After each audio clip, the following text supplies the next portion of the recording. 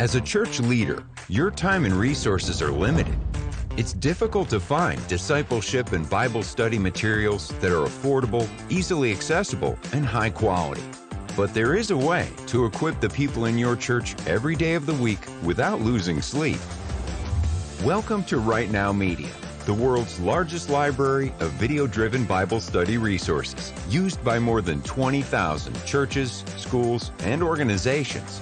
With a Right Now Media subscription, everyone in your church can access thousands of biblical resources for kids, couples, small groups, and more.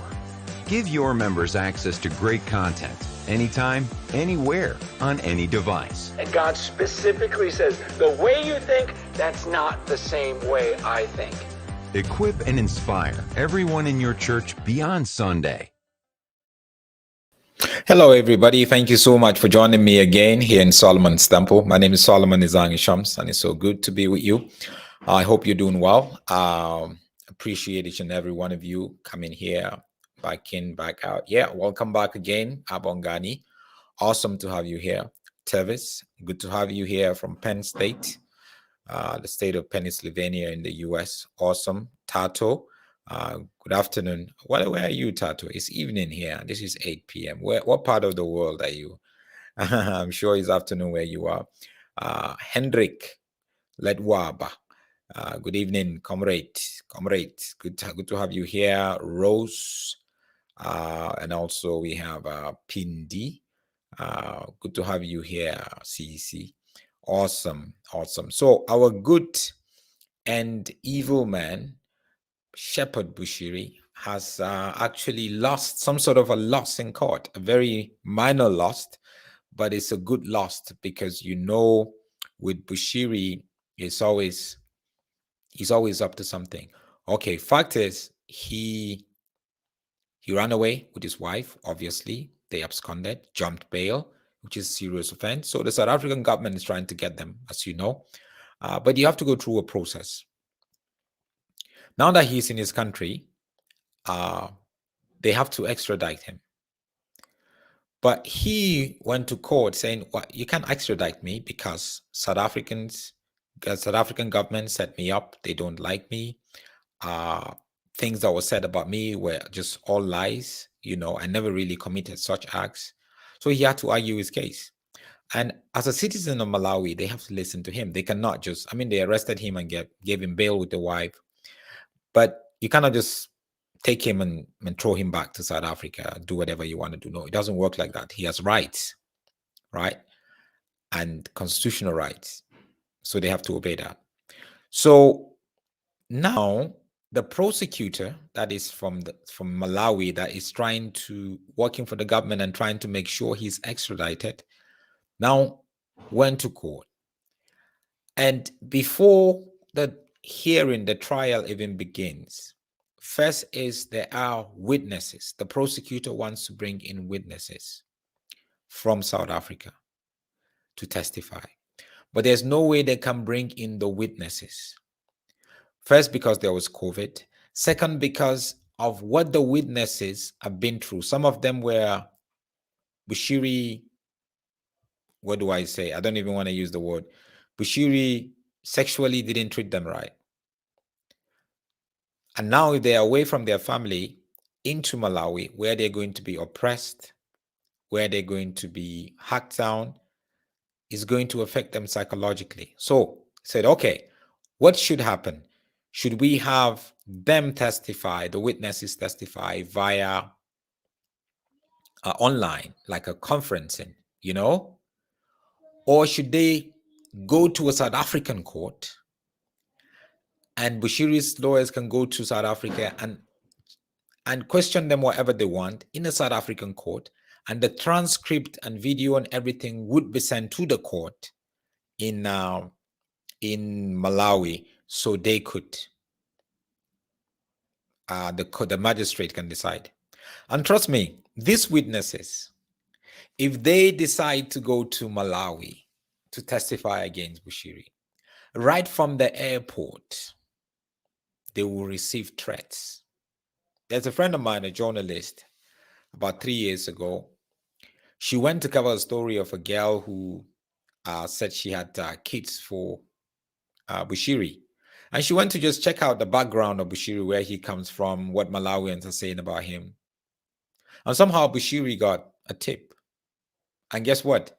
From the airport, she was arrested for no reason, detained at the airport, and then sent back to South Africa. She didn't even go outside the airport because Bushiri has influence in every sphere of Malawi. He has money, so he can do that. And Malawi is a country that's struggling, extremely poor. So he can do whatever you want to do because he has money. So why would you want to send witnesses into that kind of place? You're sending them into the lion's den. So Bushiri now went to court and said, no. On technical grounds, they just need to dismiss the whole extradition case because there's no way, if they're not coming to Malawi to testify, throw away the case. That was his argument, right? And matter of fact, let me say, so now they went back and forth and all that, and now the magistrate now decided to say, he says, so this is what happened. Prophet Shepherd Bushiri's attempt to prevent testimony against him being heard in the South African court has failed. But South Africa still has a long way to go in trying to extradite him and his wife. So what the prosecutor was suggesting is, and it happens in some part of the world, you go to a South African court, the witnesses will go to a South African court, and they will give their testimony via video into a Malawian court. And the Bushiri's attorneys actually could go to South Africa and question them there.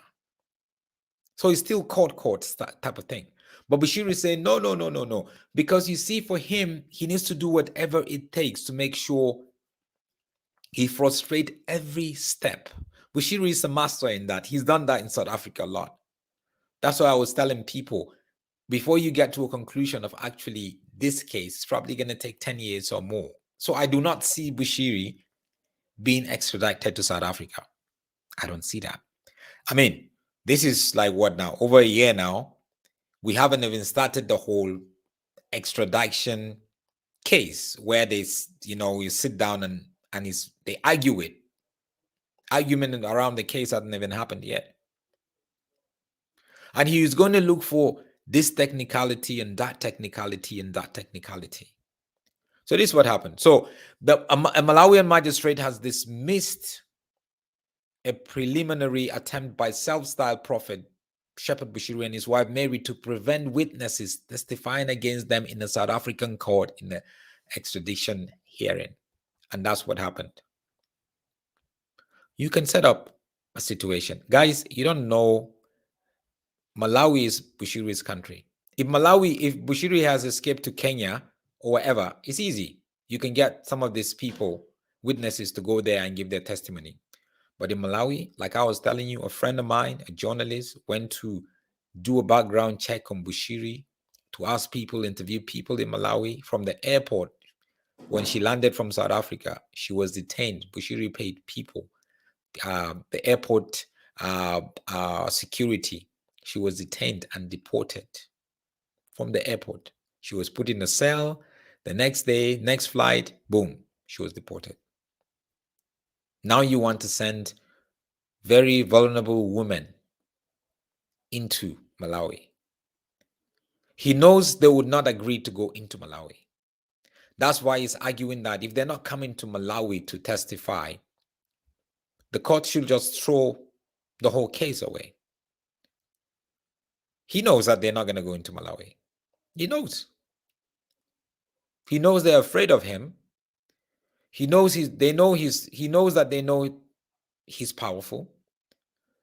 They know, even the security themselves, the prosecutor would not want to put them in that kind of situation where they will be harassed, intimidated, and all that. Not going to happen. Not going to happen at all. So now this is what This is what the magistrate said. So that was yesterday, actually. The magistrate dismissed Bushiri's arguments. He's arguing on technical ground, and gave both sides 14 days to make fresh submissions on how the court should hear the testimony of the witnesses in South Africa. She added that court would meet again on the 5th of August to hear those submissions. So now, Bushiri went around town saying it's like a victory for him because this, no. Bushiri, ideally, what he wants is the case to dismiss the case on technical grounds. The court to dismiss the case on technical grounds. But the judge, the magistrate saying, no, I'm not going to dismiss this on technical grounds. Make another submissions on how the court wants to hear the testimonies of the witnesses in South Africa. So make submissions. The prosecutor makes submissions. The defense should make submission. How do we hear their testimonies? Obviously, Bushiri and his attorneys are going to come and say, look, we're not going to be able to hear their testimonies if they're not coming to Malawi, because they know that these witnesses would never agree to come to Malawi because their life is going to be in danger. But on the other side, the prosecutor would say, look, there are options. We cannot bring them here because their life is going to be in danger. Psychologically, this is going to damage them. They might be attacked. There's going to be threats. And how about they go to a South African court and then you listen to them via video or whatever. As simple as that, isn't it? So I don't know what you think, but that's just the way that it is. Jen here is saying he's not above the law. It's just a matter of time.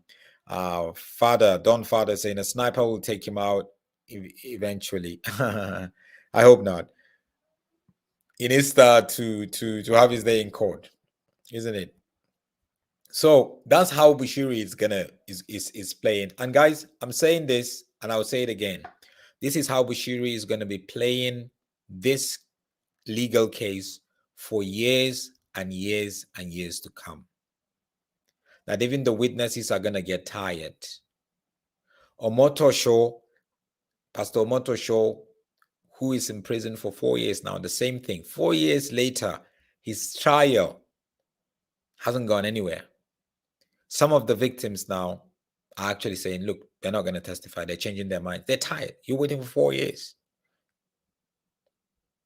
And that's what they want. That's how you play the system. Thank you, guys. God bless you. I'll see you again soon.